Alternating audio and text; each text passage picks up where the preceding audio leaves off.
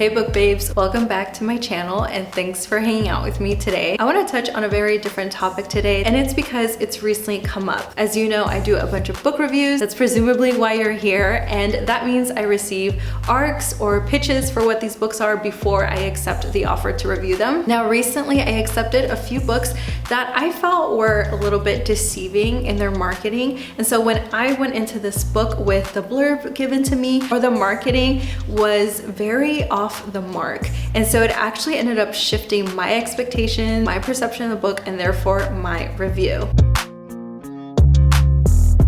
Now listen, the book world and book reviewing has changed a lot. We have Book Talk, we have BookTube, we have a Bookstagram. Basically, we have all of these avenues to really push an author's work out, and I think that's incredible. I mean, I love watching people's reviews, reading them, interacting, finding new books this way, but I don't know if we've ever stopped to think about how this could also be harmful. And in this instance, it actually has nothing to do with book influencers or anything like that, and more with the actual author's team and how they are pushing the books out. I feel like I started to notice a shift in reviews when you would pick up a book and you would actually see author of so-and-so's book reviewed it this, or a blurb from a popular author. For example, if I see Maggie Stiefvater, who is an author I really love and the author of The Raven Boys, on the cover of a book, then it's basically supposed to let me know that an author I love loves this book, so I should love this as well. At the time, I think a lot of book people had an issue with this, but over time I've seen how we've all basically accepted this and used this as a new threshold for book reviews and buying books. But recently I've seen a lot of marketing teams also use other books to basically describe the book they're promoting. So we have really big series and popular series like A Court of Thorns and Roses, or even Serpent and Dove, or Ninth House, and oftentimes I see books like Ninth House meets The Raven Boys in this Dark Academia book, or Game of Thrones meets Hunger Games in this tournament trope book. And while I think it can help give us a concept of this book, I think it can also be very awful for the author in the long run, because that means me as a reader, I come in expecting that Game of Thrones, that Hunger Games, and that can mean many different things to many different people. For me, for example, Game of Thrones mixed with Hunger Games means a lot of violence, a lot of action, fast-paced, a lot of betrayal, and definitely some politics in there with commentary. But it could be that the book is just very action-packed in a completely different way, and there's really not a lot of tournament going on, and it's actually a different type of betrayal and twist. And then for someone else, it might be more about the characters that they loved in the Hunger Games and Game of Thrones and arc redemptions and all of this, and again, they don't find that in that book. So while of course I support our authors and I appreciate amazing marketing teams, I also think a lot of that could really act as a disservice for authors, because readers are coming in with their own expectations and their own hype around this book. So I have two examples I really want to highlight. One of them, I feel like the marketing hurt the book when it's actually so good, and the other one I think actually hyped the book a lot and it ended up hurting it because the plot was nowhere near what it was recommended. Now let me just preface this by saying I enjoy both authors and I think their writing is really great, and I say that because I am going to highlight one book I really loved and one book that really let me down, but I just want to encourage you to pick up these books. At the end of the day, you read them and you come to your own conclusion about this book. I always say it, just because it's not my taste doesn't mean it's not yours. So let me start off with Immortal Longings. So Immortal Longings I think was super hyped up on Book Talk. I saw most subscription box do this. In fact, two of my sub box actually overlapped on this book. I have to be honest and say I didn't really look into this very much. I just accepted the book because I want to try new genres and I knew I wanted to go into it blind, so I didn't really look up what a ton of reviewers were saying. So I read this book and I thought it was incredible. It blew my mind. I loved it so much. I was really surprised why it wasn't hyped after its release date. It was being super hyped before its release date, but like I said, I wasn't caught in that wave. I could see it, but I wasn't caught up in the hype. I was just so surprised that not a lot of people were freaking out over it. I mean, the characters are so edgy and dark. There's a lot of betrayals. The plot twists at the end are so freaking amazing. I later found out why. For me, this was a 4 to 5 star read. I thought it was incredible. I was binging this book. I was giving updates on Instagram, and again, I heard nothing back. So I was just really surprised that not a lot of people were hyping it up as well. Instead, I actually got a lot of questions in my DMs like, do you actually recommend this book? Is this actually good? Oh, I'm actually really curious about this. I just finished her YA, but I'm not sure about her new adult book. When I finally decided to leave my rating on Goodreads, I found out why I had little to no hype post-release date. When I started reading these reviews, I was really surprised. I saw things like, I thought this was gonna be an Antony and Cleopatra retelling. There's none of that in there. I thought it was gonna be more Hunger Games-like, and there was gonna be more of a rebellion. I read, oh, the chemistry between the two characters aren't as hot or spicy as I thought it would be, and it came out of nowhere. And I saw an overwhelming amount of 1 stars, and it just really baffled me. It really confused me because I feel like I've seen enough reviews to know that when people have specific complaints like that, they still tend to give it 3 stars because they think, oh, well, I thought it would be spicier, but it was actually pretty good. Or I thought there would be more of a rebellion, but you know, it still gave me the Hunger Games part I needed. Unfortunately, I realized that this was such a big book talk sensation, and also the marketing team pushed this book a certain way that caused a lot of expectations, and then those expectations were not met. So the marketing team was actually claiming this was a retelling, a reinvention of the classic Antony and Cleopatra by Shakespeare. This author is known to take classics and sort of reinvent them. So a lot of people had expectations of that, of this chemistry, of this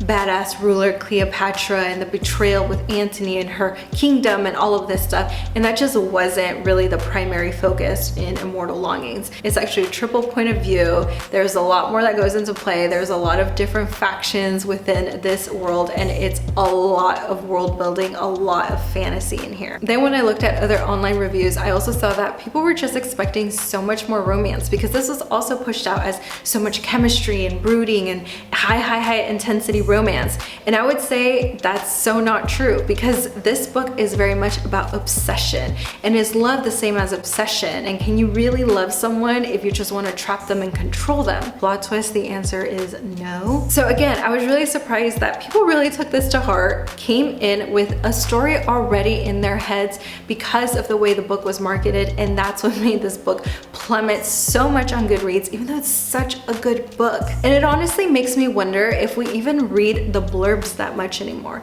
Do we actually read these blurbs and really figure out what the book is about, what the author's trying to say? Or do we just go off of keywords thrown at you like enemies to lovers, chemistry, romance, retelling, and that's all we take from it and we just go and move on? And I mean, you just saw a video where I used tropes and vibes and atmosphere and keywords so that you as a reader can gravitate toward that book based on those keywords. But I'm talking about kind of specifically manipulating your audience to think that you're gonna get Game of Thrones and instead you got just a 1 action scene in your book. I think it's pretty unfair and a disservice to authors to basically piggyback off super hot titles and not deliver or not let the book stand on its own. So while I think keywords are great, like, hey, Immortal Longings has betrayal, it has world building, it has plot twist, it has a monarchy. I just don't think keywords that write on someone's coattail for the sake of it is very fair to authors or readers, and I'm really starting to have an issue with it. My biggest disappointment so far was actually with The House of Marion. This was a highly anticipated release for me, and I mentioned it in my wrap-up as well, but I didn't fully dive into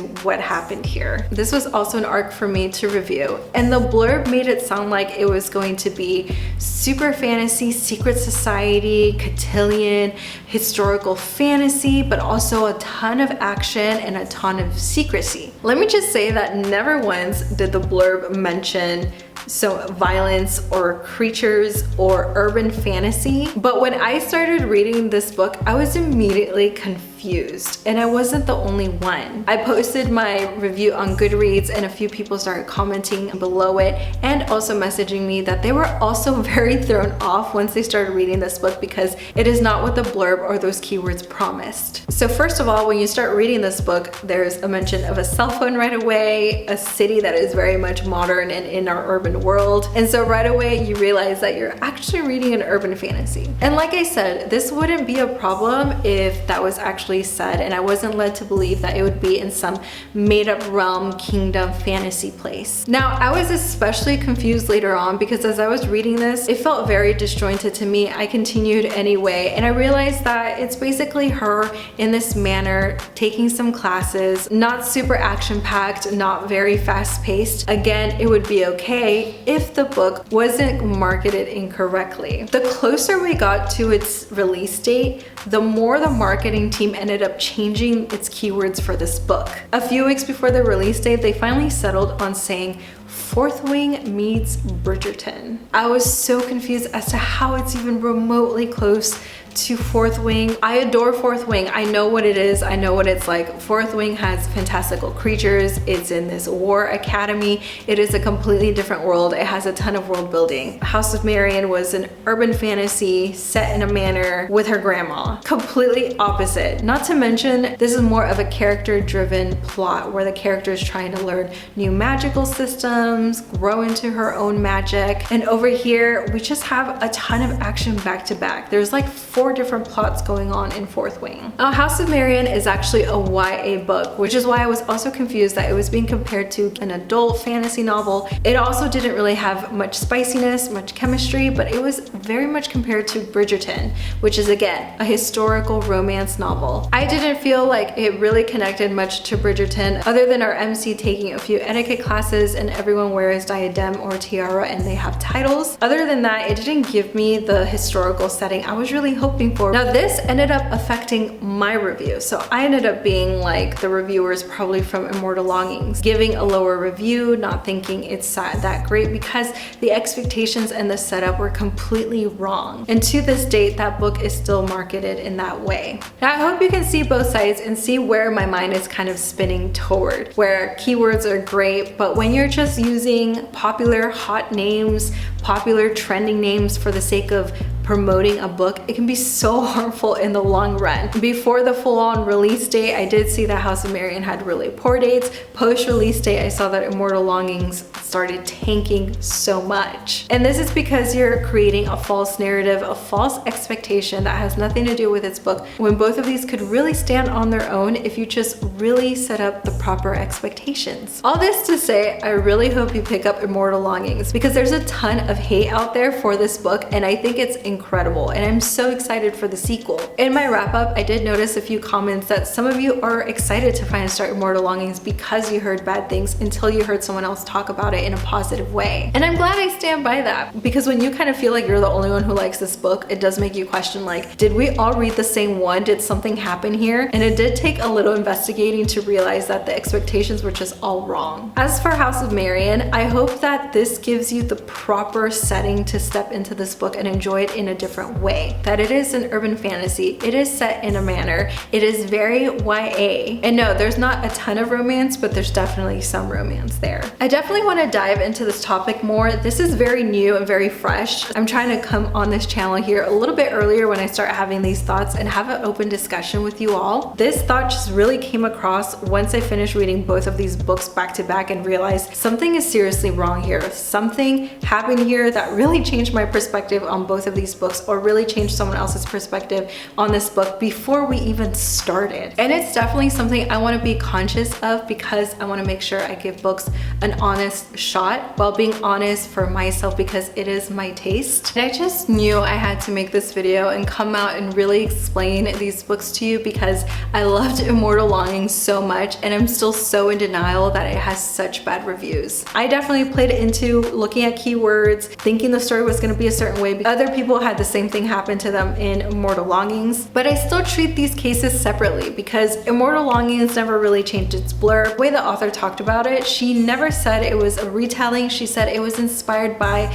Cleopatra and Antony and the obsession within that novel, and she took those themes and placed it in Immortal Longings and created her own world around it. As for House of Marion, the blurb itself feels very wrong for this book, and I think if they were a little bit more honest with what I was to expect and that I knew I was going to go into this urban fantasy that is very YA middle grade, I would have the proper mindset to go into this book and review it later. Now, of course, I still do my best. I really separate myself from these things to see how I actually feel about this book, especially when I realized that this was not pitched correctly to me. I reframed my mindset and I decided to leave a review, and you can definitely check that review out on Goodreads because it's still not my ultimate favorite book, but I still enjoyed the author's writing overall. So what do you think of this marketing tactic? Do you feel like books should just depend on their synopsis, or do you still think books should be compared to hot press books and commercially successful titles like ACOTAR, Hunger Games, Percy Jackson, and all of that? Because let me just tell you, after seeing 5 books that are coming out that are Percy Jackson-like, I start to wonder, are they really all like Percy Jackson, or is it just a tournament trope? Like, let me know. I hope you pick these books up and decide for yourself if you like this or not. And if you enjoyed hanging out with me today and I didn't just confuse you and spit nonsense and you want to stick around, make sure you hit that subscribe button, and I will see you in the next video. Bye!